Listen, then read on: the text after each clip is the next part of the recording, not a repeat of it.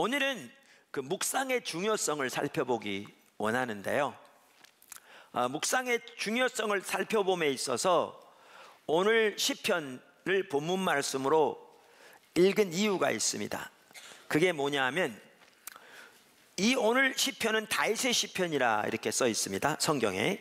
그리고 성경에 보시면 유다 광야에 있을 때에 다윗이 지은 시라고 이렇게 되어 있는데, 이 말씀을 보면 우리의 신앙이 무엇인지, 우리의 신앙에서 우리가 추구해야 할 바가 무엇인지 명백하게 볼 수 있고요. 또 이 다윗의 삶을 통해 우리가 말씀 묵상의 자리는 어디에 있는지 등도 볼 수가 있습니다. 그래서 우리가 이 구절을 읽었습니다. 여기 본문을 잠시 보시면 지금 어느 상황에 처해 있을 때 다윗이 이 구절을 썼는지 구체적으로 언급되어 있지 않습니다. 그런데 위에 다윗이 유다 광야에 있을 때라고 써 있는 것을 보면 그가 원수에게 피난하여 아마 광야에서 도망할 때 쓰여진 시편이 아닌가 이렇게 추측해 볼 수 있습니다. 여러분, 광야가 어떤 곳인지 아시죠? 구태여 그 유다 광야를 가보시지 않았더라도 사막이 어떤 곳인지를 직접 가보지 않았어도 이렇게 추측할 수 있을 겁니다. 사막은 물이 없는 곳입니다. 여기도 1절에 물이 없는 곳이라고 이렇게 표현되어 있죠. 우리 인간의 몸의 대부분이 수분으로 되어 있어서 우리가 물을 마시지 못한다는 것은 생명의 위협을 느끼는 것이고, 그 목이 말라서 물 한 모금이라도, 아니 물 한 방울이라도 그 혀에 축이기를 원하는 그 타는 목마름의 그러한 그 상태가 어떤 것인가는 구태여 설명하지 않아도 여러분은 아실 수 있을 거라고 생각합니다. 지금 다윗이 환경적으로 그러한 환경에 있습니다. 그러니까 시편 42편에 보면 고라 자손의 맞쓰길 이렇게 돼 있는데요, 1절이 하나님이여 사슴이 시냇물을 찾기에 갈급함 같이 내 영혼이 주를 찾기에 갈급하나이다. 그런데 그 마르틴 루터가 이 구절에 대해 주석을 달기를, 여기에 갈급하다는 단어는 성경 다른 곳에서 물이 없는 곳에서 짐승들이 헐떡거림으로 그 물을 찾아 헤매는 단어, 그것을 표현할 때 똑같은 단어가 사용된 것을 이렇게 지적하면서 여기에서 이 구절을 마르틴 루터는 하나님이여 사슴이 시냇물을 찾기에 헐떡거리며 갈급함같이 라고 이 구절을 이렇게 설명한 것처럼, 물이 없어 그 목말라 목이 타서 죽어가는 그 짐승들이 물을 찾기에 갈급한 것 같이 그러한 갈급함으로 하나님을 찾는다,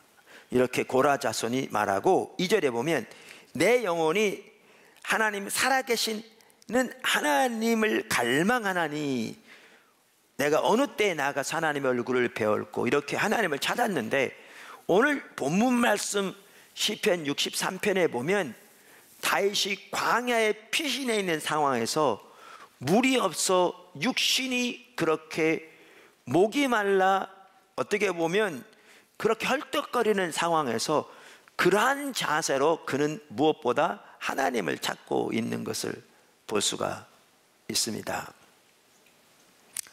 이게 신앙입니다, 우리의.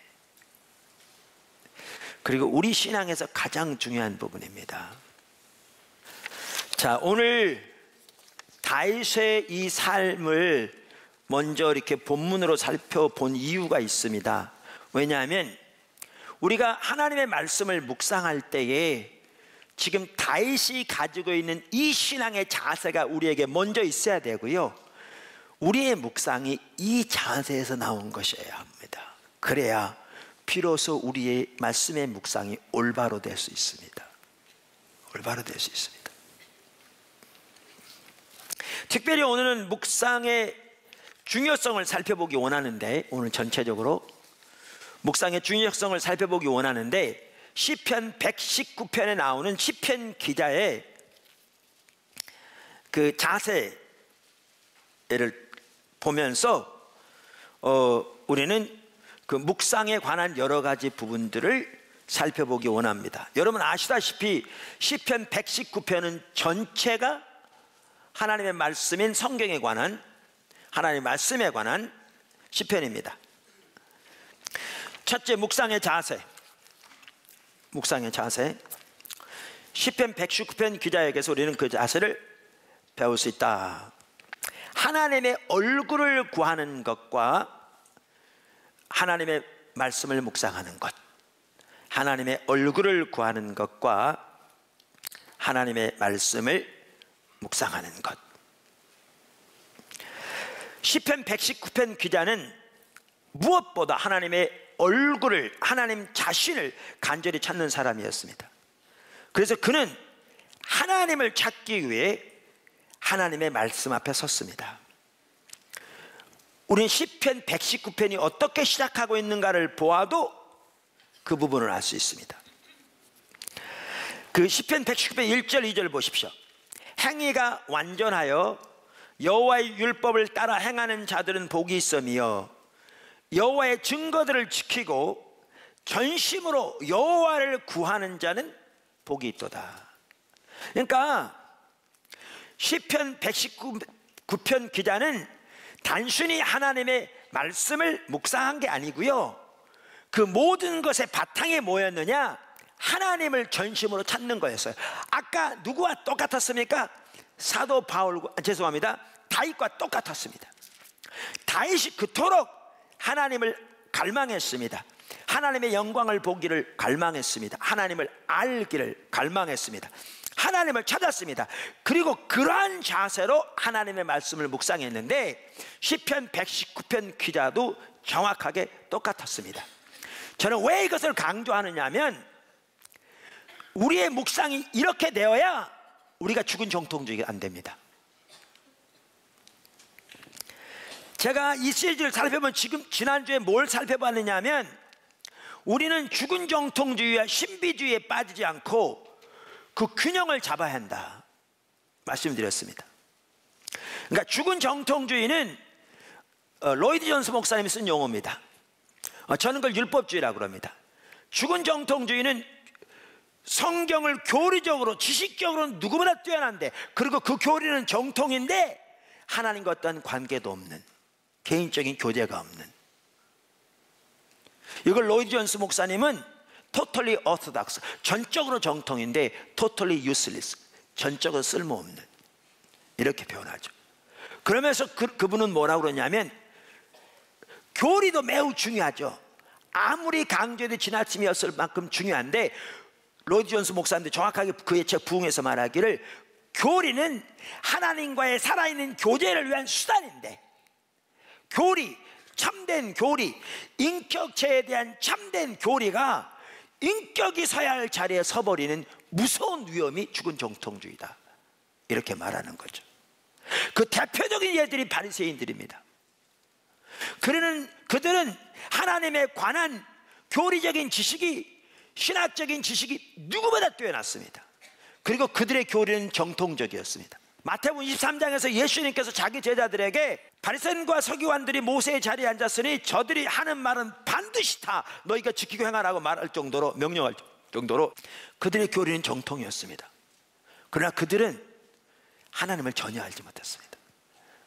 예수님은 그들에게 너희는 한 번도 그분의 음성을 듣지 못했고 그분의 영광을 보지 못했다. 아까 다윗이 그렇게 하나님의 영광을 보기를 갈망했던 것처럼 그들은 하나님을 찾지 않았습니다. 그런 개념조차가 없었습니다. 그들의 신앙은 교리에 의한 신앙에 불과했습니다. 그래서 그들은 로마서 2장에서 또 추측해 볼 수 있듯이 자기들이야말로 하나님의 뜻을 누구보다 잘한다고 자부하며 자기들은 영적인 소경을 위한 빛이요, 인도자요, 어둠 가운데 있는 자들을 위한 빛이라고 자부했습니다. 그런데 그들은 하나님을 전혀 알지 못했습니다. 그리고 그 시대를 향한 하나님의 목적과 계획을 전혀 알지 못했습니다. 그래서 그들은 하나님을 섬긴다고 하면서 하나님의 아들을 십자가에 못 박는데 앞장섰습니다. 그래서 하나님의 얼굴을 구하는 것과 하나님의 말씀을 묵상하는 것이 밀접하게 관련되어 있습니다. 그러니까 하나님의 말씀을 올바로 묵상하기 위해서도 다윗처럼 시편 119편의 기자처럼 하나님의 얼굴을 집중적으로 구하는 삶이 필수일 뿐만 아니라 바꿔서 하나님을 그렇게 알기 위해 중요한 한 가지가 하나님의 말씀을 묵상하는 거죠.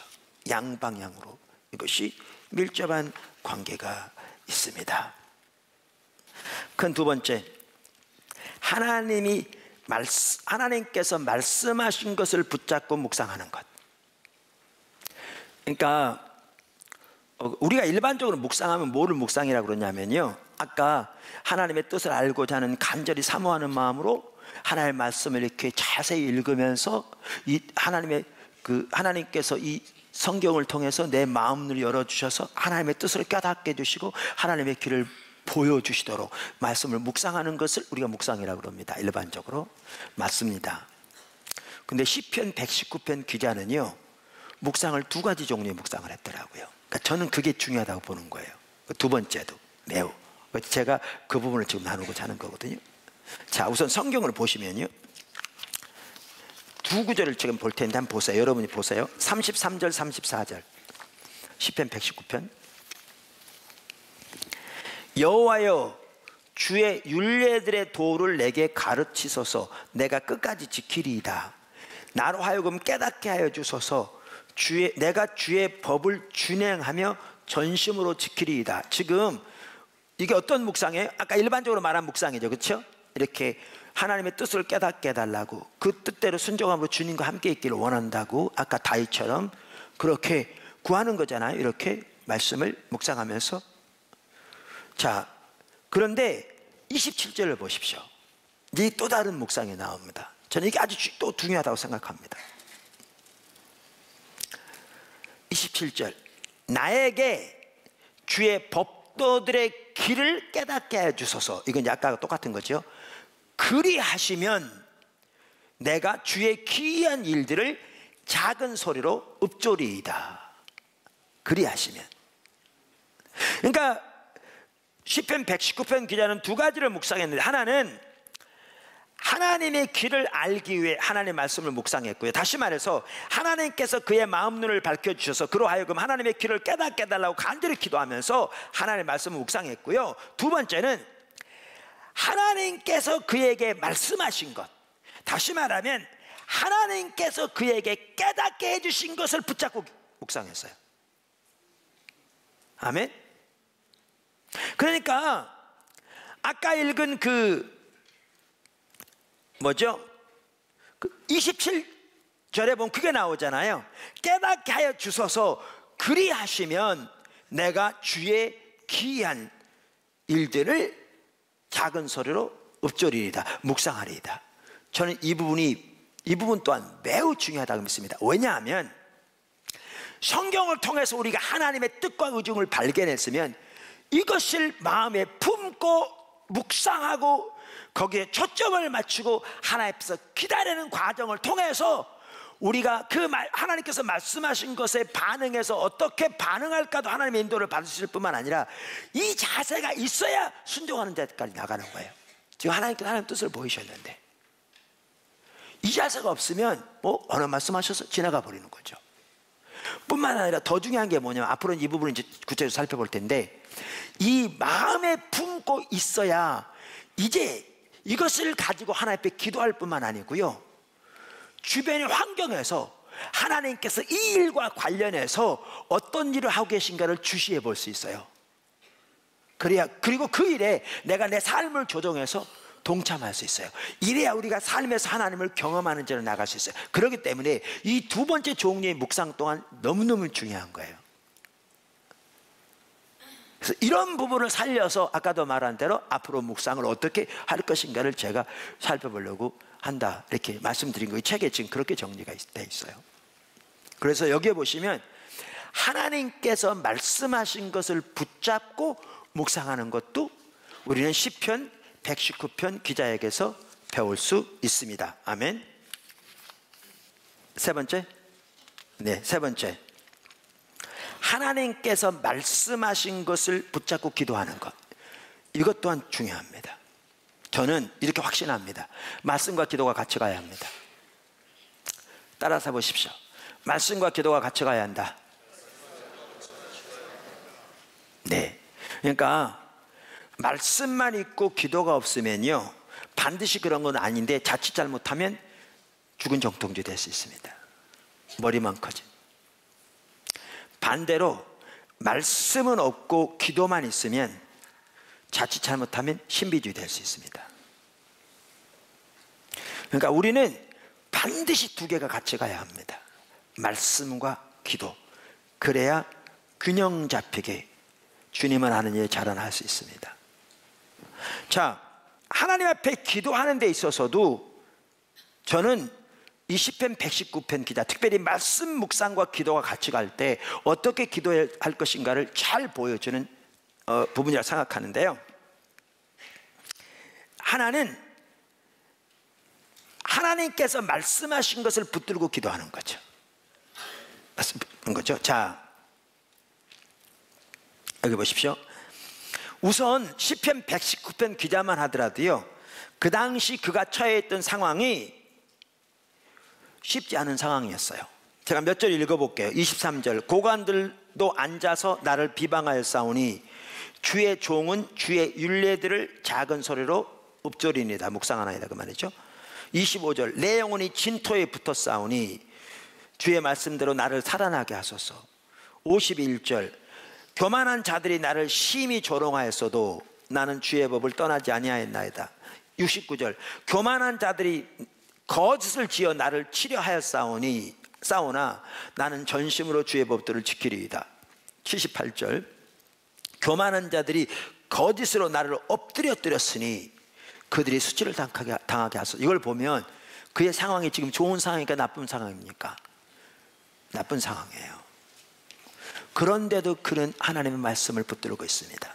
아까 우리가 드렸던 찬양가사처럼 그렇게 주님을 구하고 있습니다. 이런 상황입니다.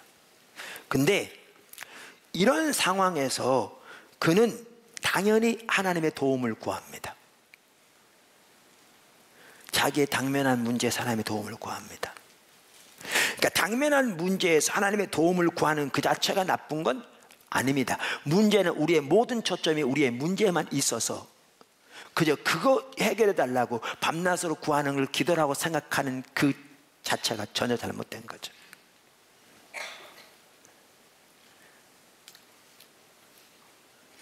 이 상황에서 38절부터 이렇게 기도하거든요. 주를 경외하게 하는 주의 말씀을 주의 종에게 세우소서. 내가 두려워하는 비방을 내게서 떠나게 하소서. 주의 규례들은 선함이니이다. 주의 법도를 사모하여 싸우니 주의 의로 나를 살아나게 하소서. 여호와여, 주의 말씀대로 주의 인자하심과 주의 구원을 내게 임하게 하소서. 그리하시면 내가 나를 비방하는 자들에게 대답할 말이 있사오리니 내가 주의 말씀을 의지함이니이다. 그 상황에 주의 말씀 사모하고 읊조리고 의지하면서 도움을 구합니까, 안 구합니까? 구합니다. 그러니까 그가 사면초와 같은 처지에 있으면서 하나님의 말씀을 사랑하고 하나님의 말씀을 묵상하고 하나님의 말씀을 붙잡으면서 그 상황에서 하나님께 도와달라고 그의 당면한 처지에서 간절히 부르짖습니다. 그러니까 이 기도 자체가 잘못된 게 아니고요, 당연히 우리도 이러한 기도를 드려야지요. 근데 이제 여기서 더 나아갑니다. 이렇게 주님 앞에 나갔더니 주님이 약속을 주신 겁니다. 약속을. 그랬더니 이제 그 약속을 붙들고 기도하는 거죠. 그 약속을 붙들고. 그게 어디 나오느냐? 그게 58절에 나옵니다. 58절. 내가 전심으로 주께 간구하였사오니 주의 말씀대로 내게 은혜를 베푸소서 그랬죠. 여기에 말씀이란 말이 나옵니다. 근데 이 말씀은 제가 페트라 주석을 보니까요, 그 학자가 이렇게 표현했더라고요. 여기 나오는 말씀을 페트라 주석의 학자는 한편 말씀, 여기 말씀 또한 하나님과 저자 사이의 언약 관계를 암시하는 용어이다. 다시 말하면 그저 우리가 임의적으로 내가 어려운 상황이 있는데 임의적으로 성경 보다 보니까 좋은 약속이 있어. 요게 내 상황에 딱 맞아. 그러니까 요거 딱 붙들고 하나님 나 도와주세요 이렇게 한 게 아니었다는 거예요. 이 지금 말에 하면 이게 아니고, 그는 사면초와 같은 상황이 있으면서도 그는 끝까지 어떻게 해요? 하나님의 약속을 붙들어요. 주님의 길을 알게 원해. 주님을 찾아. 그런 상황에서 사람들이 자기를 비방하고 조롱할지라도 주님이 자기의 머리를 들어주시고 거기에서 자기를 건져주시고 자기를 소상하게 해달라고 하나님을 구해. 주님의 뜻대로 살기를 원해. 주님의 뜻을 보이시옵소서, 가르치시옵소서, 지나칠 만큼 제가 순종하리이다. 주님과 가까이 가기 위해서. 이런 과정에서 주님이 뭘 주셨냐면 약속을 주신 거죠. 이 말씀이 주님과의 언약 관계에서 주어진 관계. 그랬더니 어떻게 해요? 이 약속을 붙들고 기도하는 거죠. 하나님 뜻이 이루어지도록. 저는 이게 우리의 중보기도와도 관련된 부분에서는 아주 중요한 부분이라고 생각합니다. 우리가 그렇게 다윗처럼 주님을 찾는 게 우리 신앙입니다. 그렇게 주님이 예배하는 게 우리 신앙입니다. 그렇게 주님을 의지하는 게 우리의 신앙입니다. 그리고 그렇게 주님의 말씀을 묵상하는 게 우리의 신앙입니다. 그렇게 주님 앞에 나아갈 때 주님이 우리들에게 성경을 통해 주님의 약속과 주님의 뜻을 알리시죠. 아멘. 그때 우리가 그 약속을 붙들고 기도하는 것. 오늘 저는 묵상의 중요성을 살펴보면서 우리가 어떤 자세로 하나님의 말씀을 묵상해야 될 것인가 라는 부분을 살펴보았습니다. 특별히 두 사람의 모습을 보았습니다. 다윗의 모습을 보았고 시편 119편 기자의 모습을 보았습니다. 이걸 보면 성경에 말하는 우리 신앙이 무엇인가 한눈에 볼 수 있고요. 그리고 그 성경에 말하는 참다운 신앙을 위해서 말씀을 묵상하는 것이 얼마나 중요한가라는 걸 보되 어떤 자세로 무엇을 추구하여 하나님의 말씀을 묵상할 것인가라는 것을 명백하게 볼 수 있습니다. 이 관점에서 우리는 하나님의 말씀 묵상을 배울 겁니다. 어떻게 할 것인가를. 저는 이 관점이 정확하게 옳은 관점이라고 믿습니다. 여기에서 벗어나면 잘못하면 율법주의, 죽은 정통주의자처럼 몇 가지 성경적인 지식만 가지고 마음만 높아져 눈이 높아져 교만하여 다른 사람 판단한 눈만 있대 삶에서는 어떠한 주님과 동행한 삶도 되지 않는 영적인 괴물이 될 수 있고, 또 그렇지 않으면 철저하게 타락하여 자기중심적으로 하나님을 자기 수단 삼고 살아가면서도 그저 성경에 나온 좋은 약속들만 임의로 자기 목적대로 선별하여 취하여 그거 가지고 자기 안위 삼는 자기 기만의 그러한 큐티도 얼마든지 할 수 있습니다. 그게 아닌 죽은 정통주의와 신비주의의 양쪽 극단을 버리고 하나님과 균형 잡히게 우르나 좌우나 치우치지 않는 그 하나님과 동행하는 삶을 살려면 오늘 살펴본 이러한 관점에서의 큐티가 우리에게 필수적이라고 확신합니다. 그래서 그 삶에서 우리들이 꼭 자라나게 되기를 주님으로 축원합니다.